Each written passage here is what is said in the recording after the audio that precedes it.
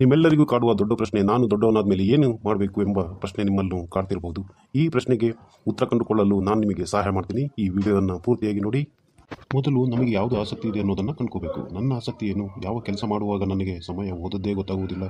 ಉದಾಹರಣೆಗೆ ಚಿತ್ರ ಬಿಡಿಸುವುದು, computer repair, ಜನರೊಂದಿಗೆ ಮಾತನಾಡುವುದು ಇತ್ಯಾದಿ ಕೆಲಸ. ನನ್ನ ಸಾಮರ್ಥ್ಯ ಏನು? ನಾನು ಯಾವ ವಿಷಯದಲ್ಲಿ ಚೆನ್ನಾಗಿದ್ದೇನೆ? ಉದಾಹರಣೆಗೆ ಲೆಕ್ಕಾಚಾರ, ಕ್ರೀಡೆ, ಬರವಣಿಗೆ, ಮ್ಯಾಥ್ಸ್, ಸೈನ್ಸ್ ಇತ್ಯಾದಿ. ನನ್ನ ವ್ಯಕ್ತಿತ್ವ ಹೇಗಿದೆ? ನಾನು ಒಂಟಿಯಾಗಿ ಕೆಲಸ ಮಾಡಲು ಇಷ್ಟಪಡುತ್ತೇನೆಯೇ ಅಥವಾ ತಂಡದಲ್ಲಿ? ನಾನು ಸ್ಥಿರವಾಗಿ ಕಚೇರಿ ಕೆಲಸ ಮಾಡಲು ಬಯಸುತ್ತೇನೆಯೇ ಅಥವಾ ಪ್ರಯಾಣ ಮಾಡುವ ಫೀಲ್ಡ್ ವರ್ಕ್ ಇಷ್ಟವೇ? ಇತ್ಯಾದಿ ನಾವು ಕಂಡುಕೊಳ್ಬೇಕಾಗುತ್ತೆ. ನಮ್ಮ ಸ್ಟ್ರೆಂತ್ ಗೊತ್ತಾದ ಮೇಲೆ ನಾವು ಕೇವಲ ಇಂಜಿನಿಯರ್ ಅಥವಾ ಡಾಕ್ಟರ್ ಆಗುವುದು ಮಾತ್ರ ಕ್ಯಾರಿಯರ್ ಅಲ್ಲ.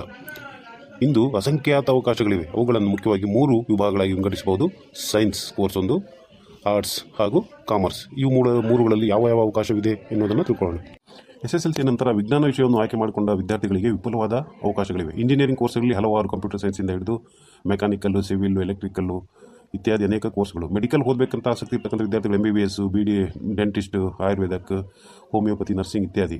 ಶುದ್ಧ ವಿಜ್ಞಾನ BSc ಓದುವ ವಿದ್ಯಾರ್ಥಿಗಳಿಗೆ ಅವಕಾಶಗಳು ತುಂಬ ಇದ್ದಾವೆ. BSc ಅಗ್ರಿಕಲ್ಚರು ಇತ್ಯಾದಿ. ಭೌತಶಾಸ್ತ್ರ, ರಾಸಾಯನಿಕಶಾಸ್ತ್ರ, ಜೈವಿಕ ತಂತ್ರಜ್ಞಾನ ಮತ್ತು ಬಯೋಟೆಕ್ನಾಲಜಿ. ಹೊಸ ಯುಗದ ಕ್ಷೇತ್ರಗಳು ಡೇಟಾ ಸೈನ್ಸ್, ಕೃತಕ AI, ಸೈಬರ್ ಸೆಕ್ಯೂರಿಟಿ ಇತ್ಯಾದಿ ಪರಿಸರ ವಿಜ್ಞಾನಗಳನ್ನು ನಾವು ಆಯ್ಕೆ ಮಾಡಿಕೊಂಡು ಮುಂದೆ ನಮ್ಮದೇ ಆದ ಒಂದು ಕ್ಯಾರಿಯರನ್ನು ಉತ್ತಮಪಡಿಸ್ಕೋಬಹುದು. ನಂತರ ವಾಣಿಜ್ಯ ವಿಭಾಗ ಕಾಮರ್ಸ್ ಆಯ್ಕೆ ಮಾಡಿಕೊಳ್ಬಹುದಾದ ವಿದ್ಯಾರ್ಥಿಗಳಿಗೆ ಅನೇಕ ಅವಕಾಶಗಳಿವೆ. ಅದರಲ್ಲಿ ಹಣಕಾಸು, ಚಾರ್ಟೆಡ್ ಅಕೌಂಟೆಂಟ್, ಕಂಪನಿ ಕಾರ್ಯದರ್ಶಿ, CS, ಬ್ಯಾಂಕಿಂಗ್, ಹೂಡಿಕೆ ಸಲಹೆಗಾರ, ವ್ಯವಹಾರ, BBA, MBA, ಉದ್ಯಮಶೀಲತೆ, ಸ್ವಂತ ವ್ಯವಹಾರ ಮಾಡಬಹುದು, ಮಾರ್ಕೆಟಿಂಗ್, ಸ್ಟಾರ್ಟ್ಅಪ್ ಮತ್ತು ಡಿಜಿಟಲ್ ಮಾರ್ಕೆಟಿಂಗ್. ಇದು ಇಂದು ಅತ್ಯಂತ ವೇಗವಾಗಿ ಬೆಳೆಯುತ್ತಿರುವ ಕ್ಷೇತ್ರ. ಈ ರೀತಿ ಕಾಮರ್ಸನ್ನು ಆಯ್ಕೆ ಮಾಡಿಕೊಳ್ಳುವ ವಿದ್ಯಾರ್ಥಿಗಳು ಮುಂದೆ ಈ ರೀತಿ ತಮ್ಮ ಭವಿಷ್ಯವನ್ನು ಕಂಡುಕೋಬಹುದು ಈ ಕ್ಷೇತ್ರಗಳಲ್ಲಿ. ಕಲೆ, ಆರ್ಟ್ಸನ್ನು ಆಯ್ಕೆ ಮಾಡ್ತಕ್ಕಂಥ ವಿದ್ಯಾರ್ಥಿಗಳಿಗೆ ಅನೇಕ ಅವಕಾಶಗಳನ್ನು ನಾವು ಸರ್ಕಾರಿ ನೌಕರಿಗಳಲ್ಲಿ ನೋಡ್ಬೋದು. ಸರ್ಕಾರಿ ಉನ್ನತ ಸೇವೆ IAS, IPS, KS ಅಧ್ಯಯನ ಮಾಡಲು ಈ ಒಂದು ಕೋರ್ಸು ಸಹಾಯಕವಾಗಿದೆ. ಯಾವುದೇ ಪದವಿ ಇದ್ದರೆ ಸಾಕು ಅವರಿಗೆ ಇವೆಲ್ಲ IAS, IPS ಬರೀಬೋದು. ಕಾನೂನು, LLB, ವಕೀಲರಾಗಬಹುದು. ಸೃಜನಾತ್ಮಕ ಕ್ಷೇತ್ರಗಳು ಪತ್ರಿಕೋದ್ಯಮ, ಸಿನಿಮಾ, ನಿರ್ದೇಶನ, ನಟನೆ, ಗ್ರಾಫಿಕ್ ಡಿಸೈನ್, ಅನಿಮೇಷನ್, ಮನೋವಿಜ್ಞಾನ ಮತ್ತು ಸಮಾಜಶಾಸ್ತ್ರ, ಕೌನ್ಸಿಲಿಂಗ್, ಸಾಮಾಜಿಕ ಕಾರ್ಯಕರ್ತ ಇತ್ಯಾದಿ ಅನೇಕ ರಾಜಕೀಯ ಶಾಸ್ತ್ರ ಇತ್ಯಾದಿಗಳನ್ನು ನಾವು ಭವಿಷ್ಯವನ್ನು ಕಂಡುಕೊಳ್ಳೋದಕ್ಕೆ ಈ ಒಂದು ವಿಭಾಗ ಸಹಾಯಕವಾಗಿದೆ. ಇನ್ನು ಈಗ ಟ್ರೆಂಡಿಂಗಲ್ಲಿರುವ ಉದ್ಯೋಗಾವಕಾಶಗಳನ್ನು ನಾವು ಗಮನಿಸೋದಾದರೆ ಡೇಟಾ ಅನಾಲಿಸ್ಟ್, ಸೈಂಟಿಸ್ಟ್, ಅಂಕಿಅಂಶ ಮತ್ತು ಪ್ರೋಗ್ರಾಮಿಂಗ್ ಬಳಸಿ ಕಂಪನಿಗಳಿಗೆ ಲಾಭ ತರುವ ನಿರ್ಧಾರಗಳನ್ನು ತೆಗೆದುಕೊಳ್ಳಲು ಸಹಾಯ ಮಾಡುವುದು.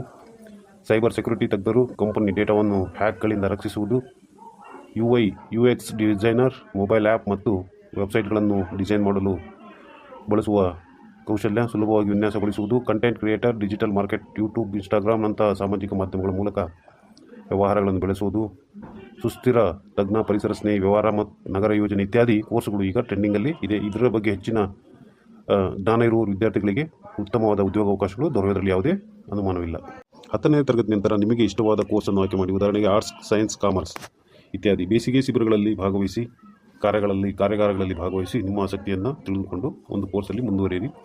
ನಂತರ PUC ನಂತರ ಅನೇಕ ಪರೀಕ್ಷೆಗಳು, ಎಂಟ್ರೆನ್ಸ್ ಎಕ್ಸಾಮ್ಗಳು, ನೀಟು, JEE, ನಂತರ CET, CLAT ಇತ್ಯಾದಿ ಕೋರ್ಸ್ಗಳನ್ನು ಮಾಡಿ. ಅಥವಾ ಕೌಶಲ್ಯ ಆಧಾರಿತ ಕೋರ್ಸ್ಗಳು, ಪದವಿ ಜೊತೆಗೆ digital marketing, coding, graphic designing, ಸಣ್ಣ ಸರ್ಟಿಫಿಕೇಟ್ ಕೋರ್ಸ್ಗಳನ್ನು ತಪ್ಪದೆ ಕಲಿಯಿರಿ. ಪದವಿ ನಂತರ ಉನ್ನತ ಶಿಕ್ಷಣ ಪಡೆಯಿರಿ ಅಥವಾ ಸ್ಪರ್ಧಾತ್ಮಕ ಪರೀಕ್ಷೆಗಳಿಗೆ ಉದಾಹರಣೆಗೆ IAS, IPS, UPS ಪರೀಕ್ಷೆಗೆ ತಯಾರಿ ನಡೆಸಿ. ಇದು ಅನೇಕ ಕೋರ್ಸ್ಗಳನ್ನು ನೀವು ಜಾಯ್ನ್ ಆಗಿ ನಿಮ್ಮ ಕರಿಯರ್ ಗೈಡನ್ನು ಕಂಡುಕೋಬಹುದು.